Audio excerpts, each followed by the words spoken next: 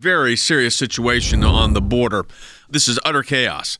And it's utter chaos because when you have a lack of process, you have a lack of control. Compassion without process creates chaos.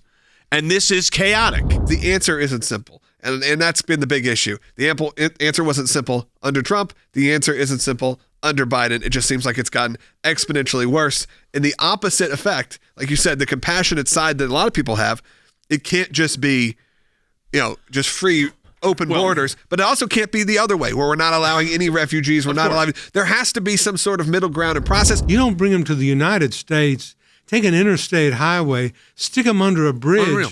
put them in the United States of America. In the year 2021 in the United States of America, doing that is not only inhumane, it is barbaric is what it is to do that. Yeah. I see them walking across rivers holding packages above their heads so that they don't drown in the water, or a child who's abandoned in a little reed basket. You were in the military for a long, long time. Is it a crisis or a situation? Either one, you have to have action. This is a huge failure of leadership, but one of the leadership things they teach us is that we have to think about what the military calls second and third order effects. In other words, how a decision impacts future results and how a poor decision can take a serious situation and make it even worse. That lesson, which is just standard in the military, is apparently lost on the Biden administration. We have a refugee process in this country. If someone's fleeing a country, and you know this is your work as an ambassador and as a DNI, I mean, we have process. None of the process is being put in place here. And I think that process is what is failing, and we're failing at a miserable rate,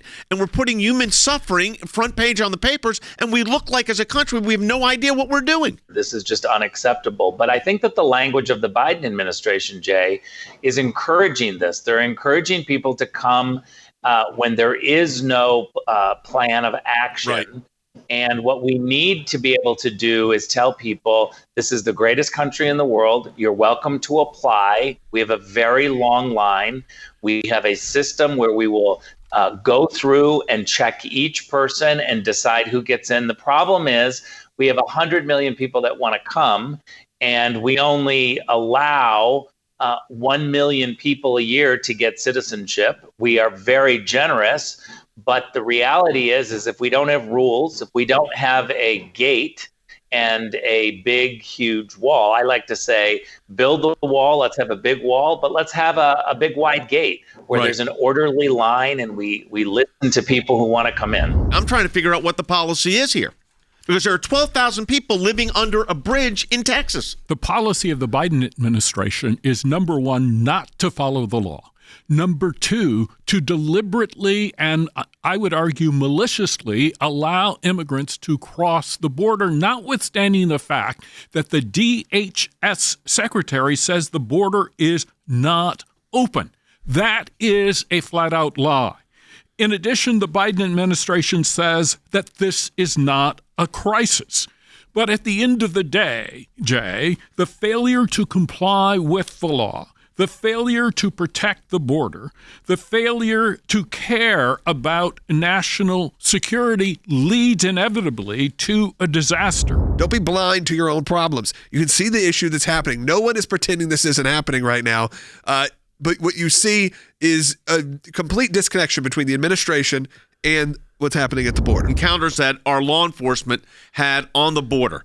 In 2017, 303,000. 2018, 396,000. 2019, 301,000. 2020, 317,000.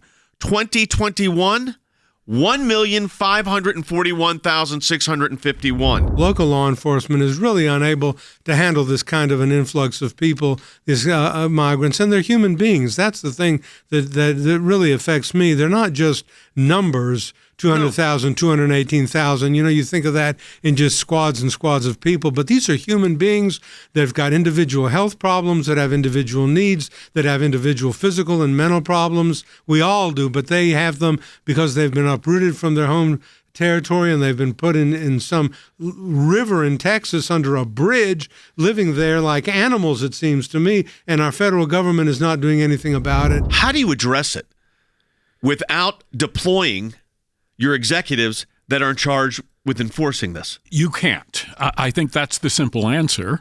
And I think the Biden administration has made a deliberate decision not to deploy our immigration czar, Kamala Harris.